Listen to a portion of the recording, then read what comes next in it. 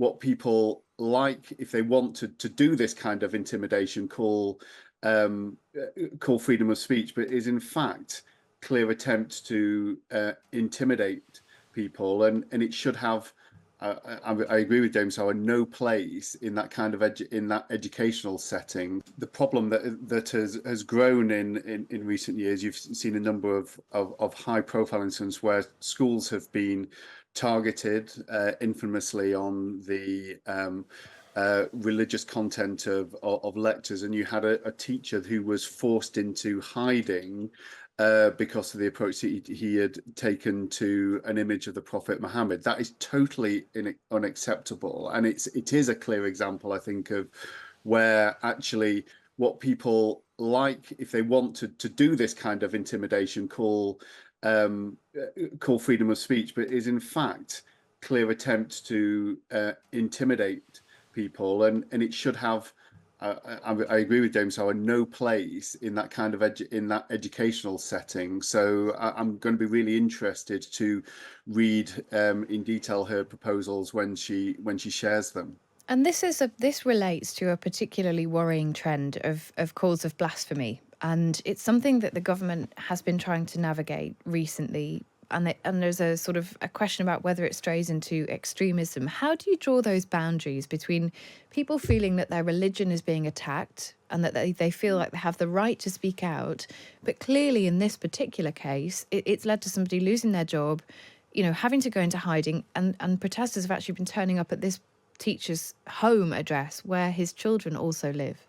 It's horrendous, and for all of the important and well-meaning discussions that we have on preventing religious hatred, we must not allow a blasphemy law to return to the UK via the back door. We've had in centuries past blasphemy as a clear offence, blasphemy against Christianity. We've moved on from those days, and it's really important that we maintain the importance of avoiding anti-Muslim hatred, hatred based on any kind of religious views. But that does not mean that there can be a bar on criticising religious belief. That's not the kind of country that we are, and it would be very.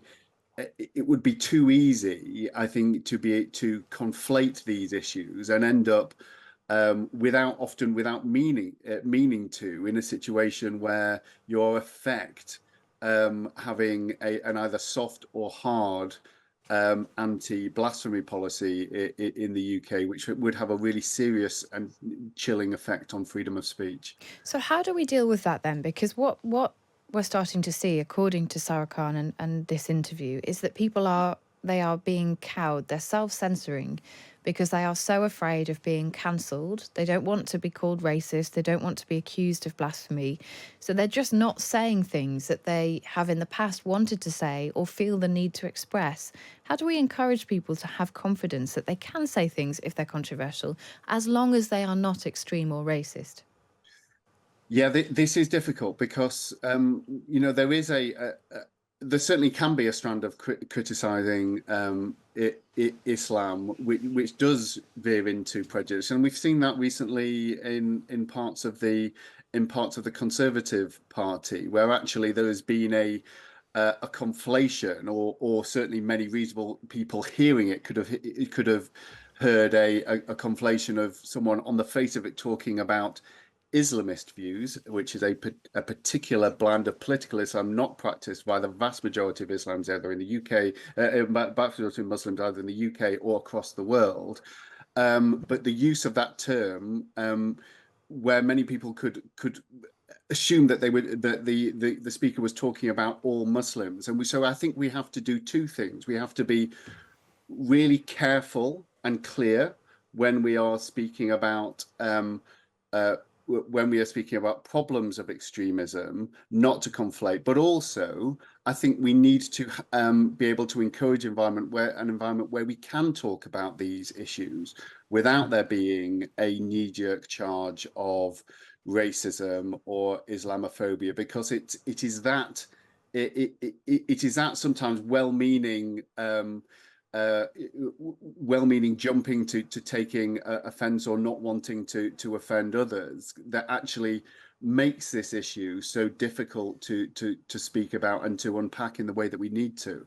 And it's part of the reason why we understand that Khalid Mahmood MP, who was asked by the government to become an anti-Muslim hatred czar, he has apparently turned that role down. He's the second person to do that, partly because of the abuse that he thinks that he could expect if he took that role on. I mean, how worried are you at that news? Yeah, I hadn't had a chance to catch up with Khalid, and if that is the case, it is really concerning because this is a hugely important area. This could be a really important role, and Khalid would be well placed to do it. And there there has been a controversializing of these conversations, and you've seen it over the Prevent review, the government's overall strategy to try to prevent people from falling into extremism, and a lot of people I think have quite unhelpfully suggested that that is inherently anti-Muslim, where actually when it's done well and properly, it is about being able to detect the processes of extremism, whether that is Islamist extremism or far right extremism, but we should be prepared to follow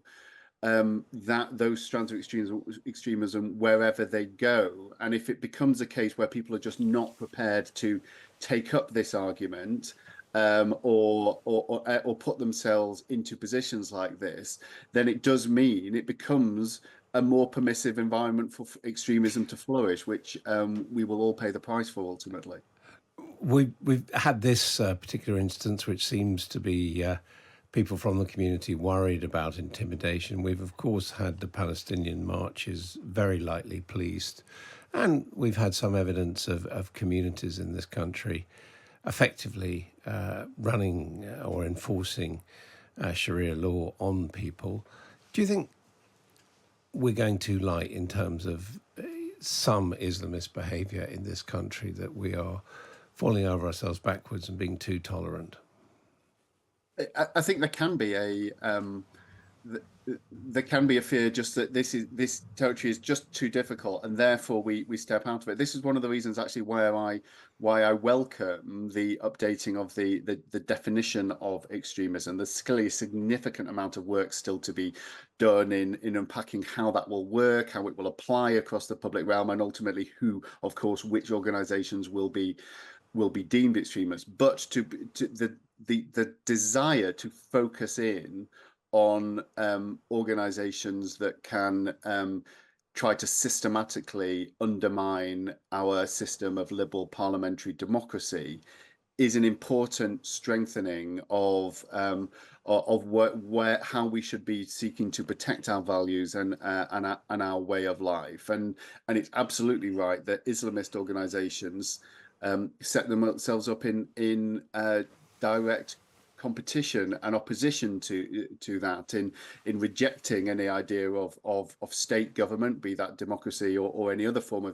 of state-led government, in favor of a caliphate, a religious caliphate with adherence to a particular brand of Islam. And there are organizations across the world that have long held that view, and some of which seek influence in the United Kingdom. It is a conversation that we should have, and I think the next few months and the transitions to a new government, assuming that's what happens if Labour win the election, is going to be really important in maintaining that level of focus.